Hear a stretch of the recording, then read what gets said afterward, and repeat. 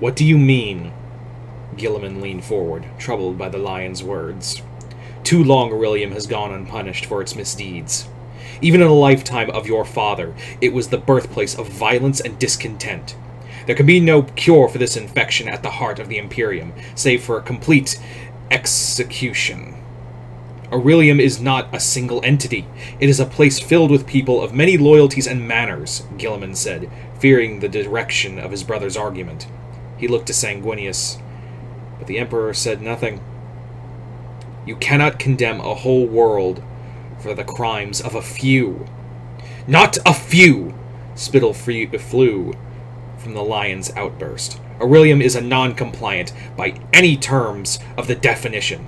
Your planet, the capital of 500 worlds, has harbored descendant elements since the inception of the Imperium. They are not citizens, brother. They do not want to be your citizens and will not serve the Imperium. They betrayed and killed your father. How dare you bring a mention of Connor to this debate? Guiliman snapped back. He sought peace by all means. If I were to strike back in his memory, it would be not justice. It would be revenge. You are weak, the lion said with a shake of his head. We fight for the future of mankind. There can be no forgiveness, no remorse. Make plain what you suggest, brother, said Sanguinius, knitting his fingers together beneath his chin. Aurelium's infrastructure is minimal. Its resources are scarce. The contribution to the Imperium is far outweighed by the resources spent trying to regain control and maintain authority. The lion paused and stared at the Regent Emperor. Orbital scouring. Measured direct annihilation on all opposition within Aurelium. Guiliman was out of his seat with a shot. Insanity! He rounded on Sanguinius, appalled that his brother and Emperor did not seem the least bit horrified by the suggestion. This is not the solution at all! A few million people are an anchor on our 3 legions, the lion continued relentlessly, ignoring Guiliman, his attention fixed on the Emperor. How many of the 500 worlds still burn because we have this constricting thorn vine around our throats? Better to burn it at the root and be free of its grasp forever. A few million!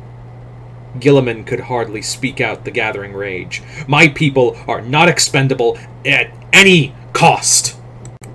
Your people? His eyes narrowed as he turned on the Lord Warden. Your people. Are they not our people? And if not, if one of us may lay claim to the fealty above the others, is it not our brother upon the throne? I cannot argue on the practical or the theoretical grounds against my brother's proposition, he said, addressing Sanguinius directly. His tone was calm, measured, seeking to enforce reflection and reason over the reactionary instinct. But on moral grounds, I would argue that the eradication of 4 million citizens of the Imperium on the vague chance that Kurz is amongst them is repugnant, and no action would be undertaken by a leadership that professes to act on behalf of mankind's best interest.